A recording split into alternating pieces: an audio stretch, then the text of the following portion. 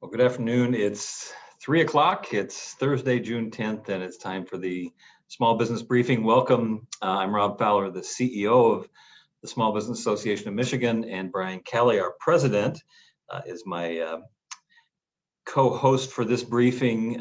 Brian, this is actually briefing number 175. 175 times since we started this in this pandemic. Rob, you do not look a day over 150. Well, thank you. Means a lot. Means a lot. You've grown a beard, shaved it off. You've been through a lot during this pandemic. Like three times. Yeah, no, it's a lot has. It's amazing how much has happened over this period of time. And so maybe a good time just to remind the audience how much we appreciate you spending all of this time with us. And we love all of our members, but the ones who faithfully participate, watch, and check in on this briefing, we have a special relationship with. I probably should mention that we have a sponsor for this briefing, HealthScreen and Healthy Visitor. You can find out more about our sponsor at healthycomply.com. Hey, let's just start with what I think is actually kind of big news today. We've been worried. We've anticipated what the federal government was going to do, OSHA, and whether there was going to be another layer of requirements laid on top of already the state OSHA requirements. We got a little news today. What was that? Well, we finally did get the federal OSHA emergency rule, and it was very limited just to the healthcare industry. And even in the healthcare industry, limited to those higher risk jobs or the jobs that are associated with patient care. So, like IT workers in healthcare and administration and accounting or whatever don't appear to be covered in the same way under these rules. So most industries, all the federal OSHA did was put out updated guidelines, which they've had this whole time. So we were worried. There's a lot of indication. In fact, in the beginning of the Biden administration, a directive. We need federal. They said that they needed federal OSHA rules and emergency rules, and they held off. And we've been worried about when that other shoe would drop. Indications are that this is it, that there aren't any other rules coming down from the federal government. So just limited to the patient care type jobs within healthcare. The rest are just updated guidelines. Now, they've only been out for a few hours, or at least I only came across them a few hours ago. So I can't say that I've combed through every aspect of it, but I also didn't see anything in the rules or guidelines that conflicted with what employers are expected to do here. So I think generally good news. And there's also, just kind of, one of the things that we do, read tea leaves, try to get an indication. What does this mean? How is this going to affect things that are happening here in our state?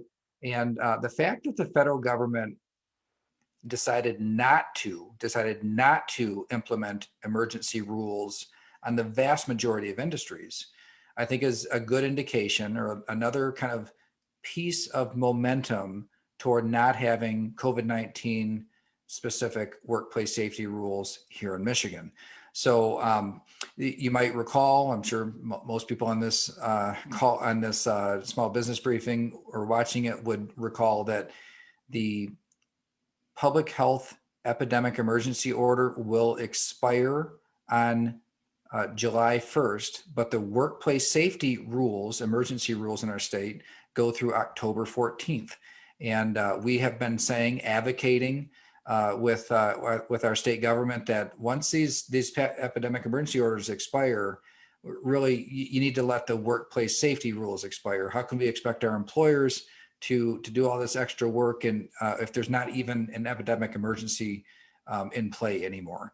And so that's coming together. This action or inaction, you might say, by the federal government gives me more confidence that we will not have to comply or contend with workplace safety rules in Michigan all the way through to October.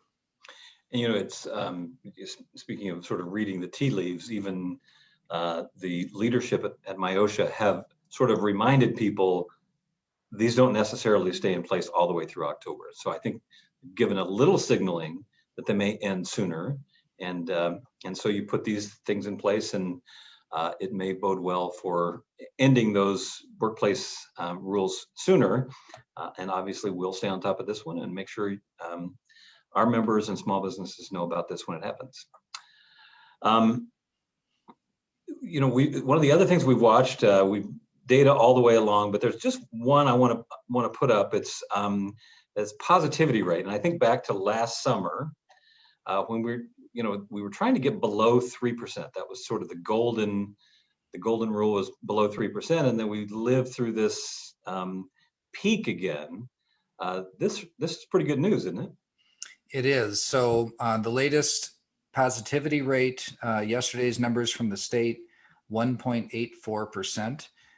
This has fallen. I mean, we've been saying for the last several weeks, steep decline. We expect the numbers naturally, even without a vaccine. This, summer time period, the numbers get low. We're about to head into a period where these numbers get exceptionally low. But this actually, the rate at which we got under 3% and then under 2%, surprised even me. I mean, I expect that we would get below 3% and stay below 3% for the summer. But to get this low and to really have it, the momentum looks like it's still going down. And so I think this is all good news. It's extra protection, I think, against future orders. It's extra weight and momentum for getting rid of the COVID-19 specific workplace safety rules earlier. I mean, this is just one more piece, but this positivity percentage is the best predictor for the near term of what's going to happen. And when you see this number going down or staying low, then you know that the case rates, there's not a lot of virus spread. The case rates are staying low. The case rates are staying low. That means hospitalization will stay low, which means, of course, fatalities will stay low. And so with numbers like this, it's not unbelievable that we will start getting to a point where hospitalizations are extremely low, and we start like some other states have started to see where they'll start first reporting here and there, no deaths today, to where it gets to be kind of the thing that we expect. So this is a good indication that the virus is in retreat, that the vaccines are working, that there's between that and the natural immunities that people have built up because they had the virus all together have put us in a position where the numbers are quite low. Now, what's going to happen in the fall and what's going to happen with variants and all that kind of stuff? Yeah, there are still risks out there. The encouragement that we are making in terms of our recommendations to state government and the regulators is that let's say that there is a problem in the fall, our ability economically, emotionally, and just the resiliency that we will have to deal with it in the fall will be higher if we can back off now when the risks are very, very low. And so whether you think it's coming back in the fall or you don't think it's coming back in the fall, either way, the right thing to do is to allow people to kind of build up more of their base, more of their resiliency, more of their economic recovery in the meantime, in the summer, when the numbers bear it out. All right. Well, and we've been sort of predicting it. I think the great question will be, does it rise up again this next fall? And we'll watch that as well.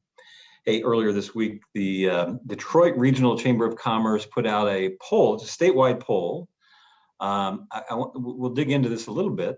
Maybe just kind of as a starting point, one of the things they measured is the governor's approval rating. To me, it's kind of interesting. It has she's been relatively favorable throughout the entire pandemic. There's sort of two things measured in this. One of them is right track, wrong track for the state. The state on the right track or the wrong track. And for most of the time, the survey period, all the way back to January 2020, there's been a fairly high wrong track number. but the governor's approval ratings or favorability ratings have remained fairly steady. What do you make of that? Well, and steady until now. I mean, this Yeah. poll was the one that that actually shows some deterioration, and I think it's a shift in people's priorities is what you're seeing happening here. So even though, like among those who own businesses, the handling of the epidemic and the limitations put on business operations were quite unpopular.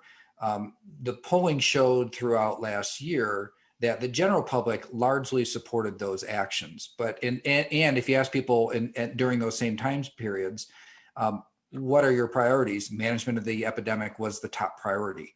But that has started to shift now, where people are saying, you know, my jobs, the economy, spending, roads and infrastructure, those things are rising on the list of priorities for people and what they want to see in terms of their representation, and management of the epidemic is falling in priority. So with that, or kind of in tandem with that, are people saying, you know, that my approval rating or withholding is essentially their approval. So the last time that this same pollster asked the question of the governor's approval was around 58%. And this time it was 50%. Still not a horrible approval rating. I mean, that's around the borderline. You know, incumbents like to keep it above 50%. But in this case, you know, to go from 58 to 50 definitely has to be a concern. But I really do think those shifting priorities among the electorate, saying handling of COVID-19 epidemic is less important than building a strong economy of opportunity for the future. So, you know, again, 50% approval rating, kind of in isolation, looking at it without the context of what it was before, you know, kind of borderline okay for an incumbent governor. But looking at the trend, they can't feel too good about it. The other thing I'll say is that, you know, there has been a string of these kind of gaffes where, you know, the plane trip, and there was a story that went on and on, in you know, staff and on spring break, and against some recommendations and that sort of thing. Those in a public policy standpoint might not seem that important to people, but those are the sorts of things that stick in the mind of voters. They're anecdotes that people remember. And so I think there's probably some of that which is bearing out in these numbers as well. All right. One of the things I thought was interesting is they asked people if they were intending to get vaccinated. 20% said they do not intend to get vaccinated. That's been consistent with previous surveys. And it sort of strikes us that you know, if the goal is to get to herd immunity, and that's 70%, there's 20% you can't get. That the work lies in the middle, I guess. It really does, and that's where we focus too. You know, whether it's you know, I'm one of the co-chairs of the Protect Mission Commission, but just the general advocacy and the view that, you know, the high rate of immunity out in the population is the best defense we have against future closure actions related to this virus. So, you know, it's, in that sense, it's a business issue, one that we've kind of leaned into. But there are some people that are just against vaccines, whatever they believe about them. It might be something to do with, you know, their, you know, history or whatever it is. Some people just don't want it. What I've encouraged to say is, don't focus on what people don't want it. Try to make it as convenient as you can for the ones who either do or are okay with it, but maybe aren't going to go out of their way to get it. And so that's to reach true herd immunity. There's, you know, we still have a ways to go here, and so that's going to take a lot of kind of the regular blocking and tackling in the public health world, and I think convenience or ease of getting a vaccination are going to make the difference on whether or not we reach the goals that have been set out there by the public health folks. Another area that the survey talked about is really factors contributing to the labor shortage, and you know, workforce is the issue that we're hearing the most from our members today. What kind of insights did you see? Yeah, so On the barriers to employment, there wasn't really any surprise in this, in the answers that were given here. There, keep in mind that this is not a survey of employers. This is a survey of the general public. And so the biggest barriers to employment, and so you have to presume that most of the people who answered the survey are employees, not employers. So there's not one on, there wasn't a question of, do you think the unemployment system is the biggest barrier to employment? Asking that of the employee probably wouldn't tell you much. That would be good to ask employers that question, the different type of poll. So, and so when they ask the general public, what are the biggest barriers to employment? About 23% said that they did not feel safe, or so cited, COVID-19 as the barrier. So it could be somebody who says, I don't want to, as long as you got rules and I got to wear a mask, I don't want to do it as long as you've got that. Or it could be people that say, I'm not comfortable with it. I've got health risks or whatever. So that's not insignificant, 23%. That's quite a few. And then coming in number 2 said it was lack of good pay or benefits. This is where I think you could use it kind of as a proxy for the unemployment issue. So, lack of, somebody saying, I'm going to stay out of the workforce because there's a lack of pay and benefits that are good enough. You can really only take that option if you have an alternative, which is still paying the bills in the meantime. And so I think that 14.3% that answered that way is a pretty good indication. Now, 14% of the population directly saying that they have some better option than what's out there today is a pretty significant number. Then others, for 11.4% cited their age or health. So if you look at those who have left the labor force, according to the surveys in the wage and hour division, unemployment rate and size of the workforce, people with young children and then older workers are the 2 major categories. So those over 55, but especially those over 65 have left the workforce in larger proportions than most other categories. And then as compared to pre-pandemic levels, and then those with very young children, especially women with young children. And so the fact that 11% said, the biggest barrier to me going back is my age or my health, it fits with what has happened with the size of the labor force. There's some that say they haven't been called back to their old job yet. Work search should help with that. About 11% said, I haven't been called back, so I'm still out of work. Well, if they haven't been called back, somebody else needs them. So I think the work search requirement could kind of get at that amount. And then, and then there's, a couple of other issues that came in, smaller amounts. 8.6 cited the need for childcare. And while that's on this survey, it was one of the lower responses, because, keep in mind that it's mainly people with younger kids. So that's a subset of the adult population.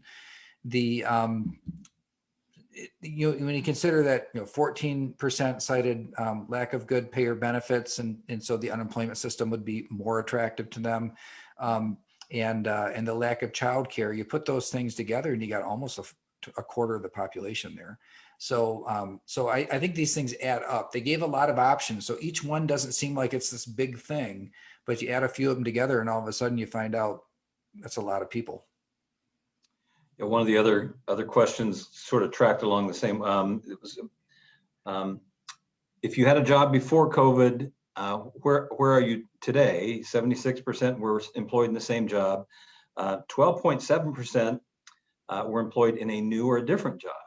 So that's a pretty good group of people who moved, and 4.2% of the people are not who were working before are not working and not looking. Yeah, so let's dig into that second category that have found another job. And I think this actually tells a story that has as yet been untold so far, which is that the industries that were last to come back online. So the ones that the government said you may not be open for the longest period of time. So think like restaurants, entertainment type businesses, amusement parks, and water parks, and all these things have been either totally closed or very restricted much of the last year. Their employees, the ones that normally work in those places, had to find other options. And they can't just wait forever for the government to say this business can come back online. So they're in the unenviable position of not only were they last to be reopened, but they were last of the table to offer jobs to employees. So you have, you just mentioned it, over 12% of employees are doing something different than they did before. While the survey didn't kind of, there's no way in the way these surveys are structured to find out what industry did you go from and where did you go to. But I would be very confident, based on the type of feedback that we have received, that you would find that there are many, many people that move from the hospitality industry to something else, just as a matter of necessity for their own personal finances, because the hospitality industry was so restricted by government. Well, some good insights in that survey.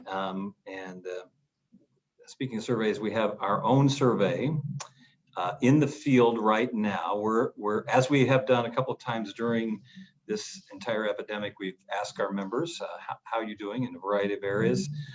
We have a survey that's out right now, and there's a link right there in the chat.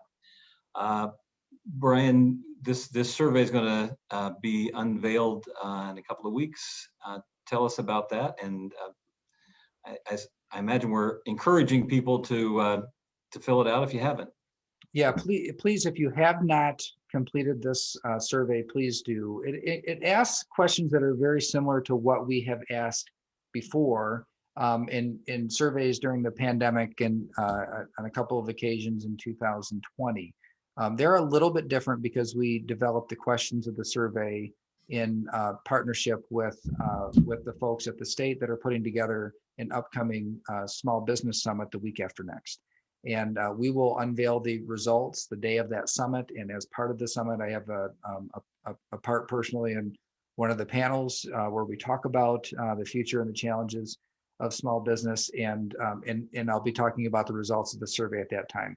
So please do participate. We've had a great response rate already. It's already reached that level where I'm comfortable saying it's statistically significant. But the more, the better. And what happens when we get more people filling out the survey, it makes the crosstabs so we can see what's happening in individual industries that much stronger. So I'm very, very interested in this. We ask about things in terms of per industry and per size of business. What has happened in terms of your revenue within ranges, whether it's gone up or down, stayed the same. And employment and how you're handling certain challenges that are in front of you today, and what your confidence is about the future. And I think that the government people look at our surveys every time. In fact, it's been one of the inputs into revenue estimating at the state at last year. This one is actually done for the summit that is put on by one of the departments that we work most closely with, and that is labor and economic opportunity, which includes MIOSHA, the workplace,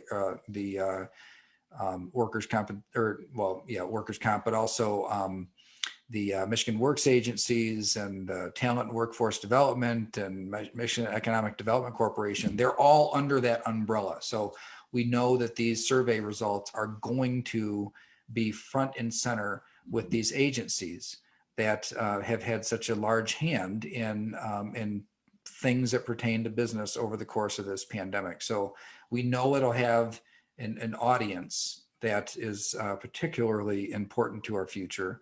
And the more responses we get, the better. So please do follow the link. It should only take 4 or 5 minutes to complete. And if you could make your time, I promise it will make good use of the outcomes. And the Small Business Summit is Wednesday, June 23rd, 8:30 a.m. to 1:30 p.m. So you can register for that. We kind of hinted about this, and I think we're going to unpack this one a little bit more as we go in the coming weeks. But there's a kind of interesting pilot in the area of childcare. We talk a lot about childcare because of so many potential employees who are sidelined, if you will, because of the cost of childcare or the unavailability of childcare.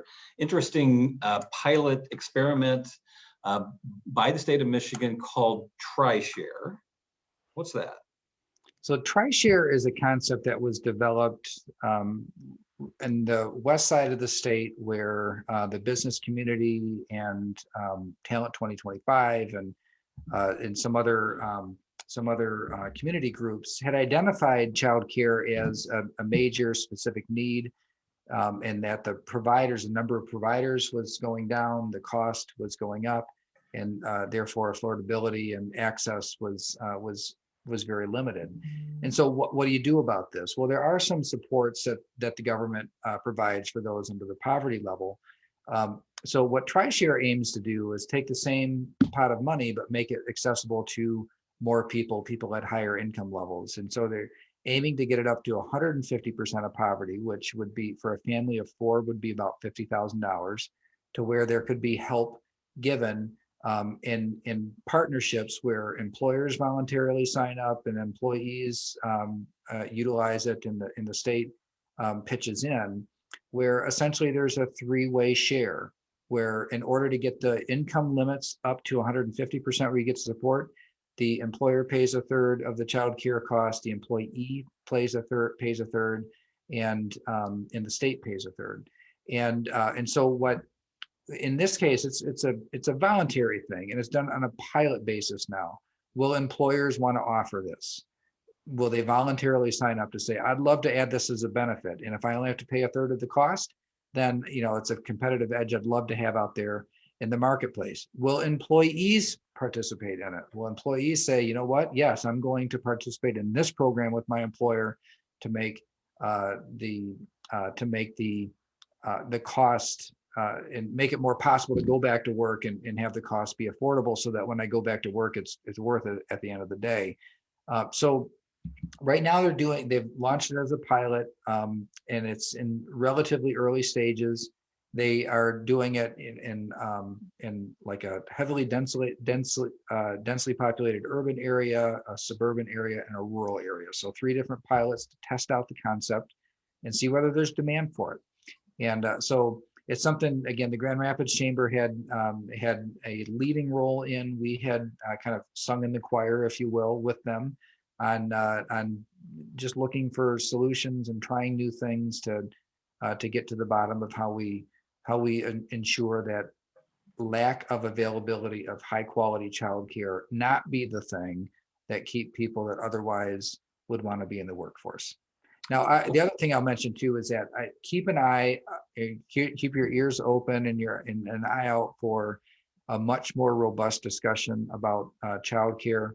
The federal government, it hasn't received a lot of attention yet, but there are massive resources that have been sent from the feds to the states, specifically aimed at childcare. So the legislature has started with some ideas. I think the governor, I know that the governor has been working with some concepts and ideas for those resources.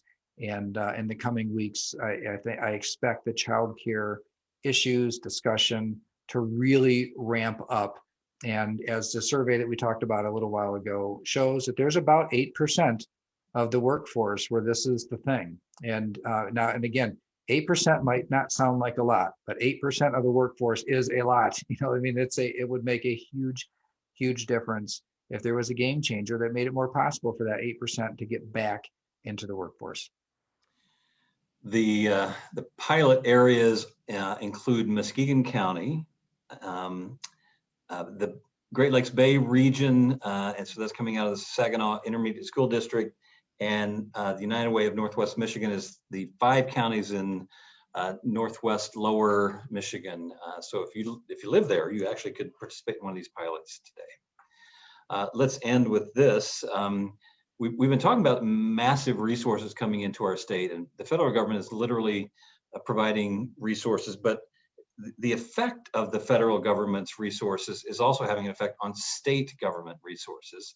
We just found out today that May, the May estimates were that we would have $3.5 billion more dollars, or the estimates for this up to this point in the year, $3.5 billion more dollars than originally in the budget. And today we found out that that May was an even better month than was predicted. Yeah, so they already said it's going to be $3.5 billion more than expected, and they're saying, well, actually, just for the month of May, another $1 billion more than expected. And now May's a big revenue month because normally it would be April when income tax collections, when there's everything's reconciled.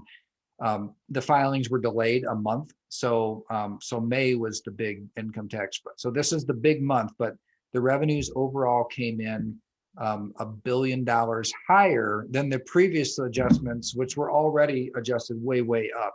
And not surprising. I mean, there's so much the federal government has pumped, so many resources, some of them directly to government, but to people. And then what people do, it counts as income. When they receive it, they spend it on things. It turns into sales tax revenue, all those things. And so it has created a scenario where it's unheard of for a single month to come in. Not that I've not been involved in state government since the beginning, obviously, but I have been involved in state government for the last 15 years. There has never been a month that was $1 billion higher, a single month, $1 billion higher than what was estimated. This is completely unprecedented. And it's just, I mean, it really has created a scenario where our state government is in uncharted water, which is in a way that is completely opposite of what you would have thought on the onset of this pandemic. And we have been and will continue to be involved in the conversation about how to spend that well. It's not expected to continue at that pace. So spending it well in a way that would be valuable, useful to our economy, to our small businesses. Yeah, without creating a scenario that is unsustainable. And I think this is really going to be the trick. What is happening now is artificial, right? This is not going to continue. It's the federal government essentially printing money to put into the economy. They cannot continue to do that. And so we have to make sure that our state government does not end up creating an unsustainable environment where they create obligations long into the future after the money runs out. That's what I meant by spending it well.